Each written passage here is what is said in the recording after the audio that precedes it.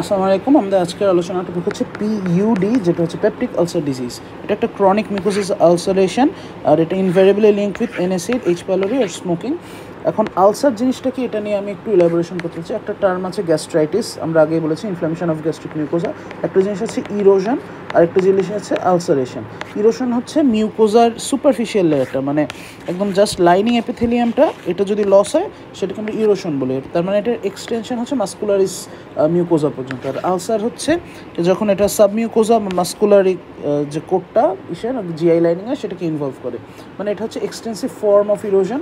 Gastritis থেকে erosion হয়, erosion থেকে আলসারেশন হয়।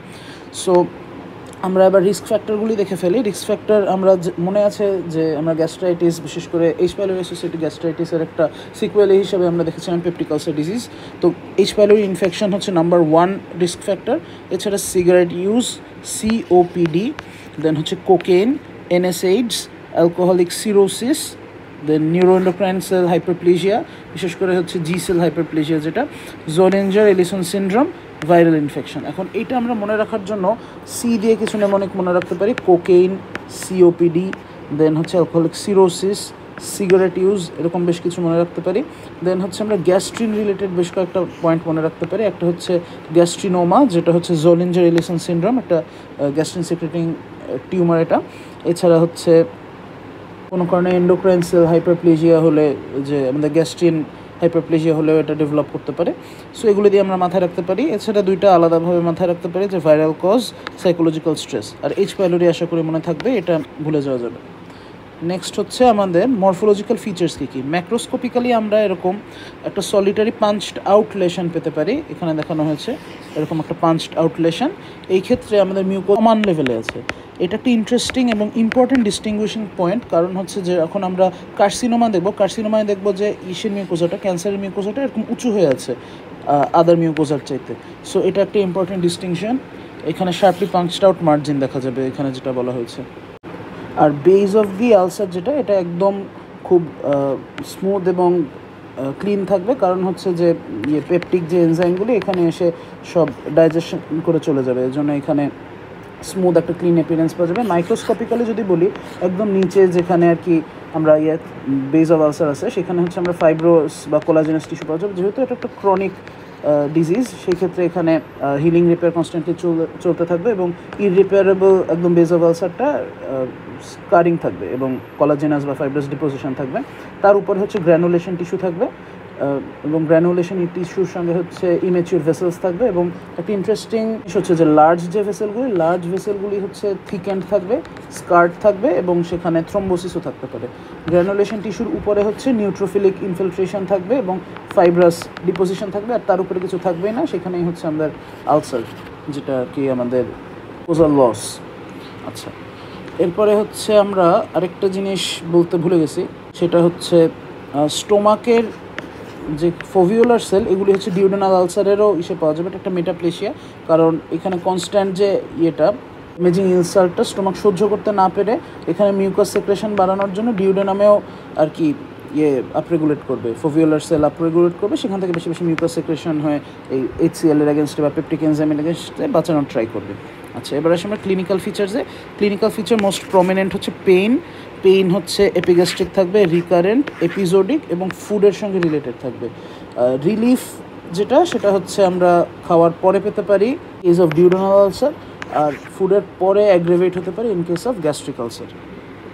যেহেতু ডিউডেনাল এবং গ্যাস্ট্রিক আলসার প্রসঙ্গ চলে আসলো, আমি একটু এখানে ইলাবোরেট করি। পিইউডি মেইনলি দুই টাইপের হয়ে থাকে, একটা হচ্ছে ডিউডেনাল আর একটা হচ্ছে গ্যাস্ট্রিক। ডিউডেনালটা হচ্ছে ফার মোর কমন, এবং প্রক্সিমাল ডিউডেনামে 90% আলসার হয়ে থাকে, এবং এইটার অলমোস্ট ইনভেরিয়েবল কজ হচ্ছে এইচ পাইলোরি, কিন্তু রেয়ার কজ হচ্ছে ওই জোলিঞ্জার এলিসন সিনড্রোম, যে ক্ষেত্রে হচ্ছে আমাদের শুধু প্রক্সিমাল ডিউডেনাম না, এটা পেরিফেরালিও আর কি যেতে পারে, জেজুনাম পর্যন্ত এক্সটেন্ড করতে পারে। কিন্তু ব্যাপারটা হচ্ছে এই duodenal ulcer almost never cancerous, এটা একটা পজিটিভ জিনিস। আর যেহেতু খাবার খাওয়ার পর এখানে সেক্রেট হবে, আমাদের বাইকার্বনেট সেক্রেট হবে, দেন প্যানক্রিয়েটিক ভিআইপি সেক্রেটেড হবে, ব্রুনার্স গ্ল্যান্ড থেকে সেক্রেশন আসবে।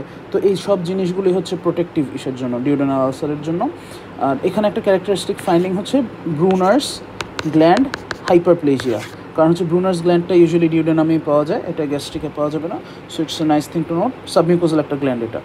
আর এখানে কমপ্লিকেশন হতে পারে, এটা আমি একটু ইলাস্ট্রেট করে দেখাই।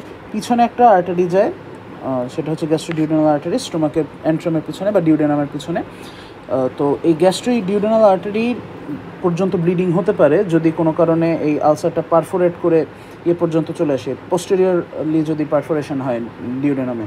কিন্তু ইউজুয়ালি অ্যান্টেরিয়র ওয়ালে পারফোরেশন বেশি হয়, সেটা একটু রিলেটিভলি আনকমন একটা ফিচার। তাছাড়া স্টোমাকের পিছনে বিশেষ করে এইখানে তো প্যাঙ্ক্রিয়াস থাকে, সো এখানে পারফোরেশন যদি পোস্টেরিয়রলি হয় সেক্ষেত্রে প্যাঙ্ক্রিয়াটাইটিসও ডেভেলপ করতে পারে। এই জন্য আপার জিআই ব্লিডিং এবং প্যাঙ্ক্রিয়াটিক সেরাম এনজাইমগুলি অনেক এলিভেটেড থাকতে পারে। এরপর হচ্ছে gastric ulcer. Gastric ulcer usually lesser কার্ভেচারকে ইনভলভ করে এবং এটা রিলেটিভলি রেয়ার, বাট এটা মোর ডেঞ্জারাস কারণ এটা অ্যাডিনোকার্সিনোমায় প্রোগ্রেস করতে পারে। আর এইখানে হচ্ছে লেজার কার্ভেচার বরাবর লেফট গ্যাস্ট্রিক আর্টারি থাকে, সো এইটার পারফোরেশনের জন্য লেফট গ্যাস্ট্রিক আর্টারি ইনভলভড হতে পারে এবং এটাও আপার জিআই ব্লিডিং করতে পারে। এবং এটা হচ্ছে পেইনফুল বেশি হয় খাবারের পর, কারণ হচ্ছে এইখানে যেহেতু আলসার, এই খাবারের পর এখানে HCl সেক্রেটেড হয়, পেপটিক এনজাইমগুলি সেক্রেটেড হয়, এই আলসারের উপর আরও বেশি আঘাত হয়, এজন্য এটা আরও বেশি পেইনফুল হয়ে থাকে। এনিওয়েজ, এবার আমরা হচ্ছে আলোচনায় ফিরি। পেইন হচ্ছে নর্মালি সবচেয়ে প্রমিনেন্ট ক্লিনিক্যাল ফিচার, কিন্তু ওল্ডার পেশেন্ট বা NSAID ইউজারদের ক্ষেত্রে পেইনটা ব্লান্টেড হয়ে যায়। ওল্ডার পেশেন্টদের ক্ষেত্রে তাদের নার্ভ অ্যাট্রফি হয়ে যেতে পারে, সিনাইল অ্যাট্রফি যেটা। আর NSAID ইউজারদের ক্ষেত্রে এমনিতেই পেইন কিলারের উপর তারা আছে, সো পেইন কম অনুভব হবে। তাদের ক্ষেত্রে হচ্ছে মেইন ফিচার অ্যানোরেক্সিয়া, নোজিয়া এবং আর্লি স্যাচিয়েটি। আর কিছু পেশেন্টের ক্ষেত্রে ব্লাড লস রিলেটেড সাইন সিমটমই প্রথম সিমটম, যেরকম অ্যাব্রাপ্ট হেমাটেমেসিস বা অ্যানিমিয়া, এটা নিয়ে তারা প্রেজেন্ট করে। কমপ্লিকেশন যেটা আমি আগে দিয়ে ফেলছি, ব্লিডিং থাকতে পারে, পারফোরেশন থাকতে পারে বা অবস্ট্রাকশন থাকতে পারে। স্পেশালি গ্যাস্ট্রিক আউটলেট অবস্ট্রাকশন দেখা যায় in case of duodenal ulcer.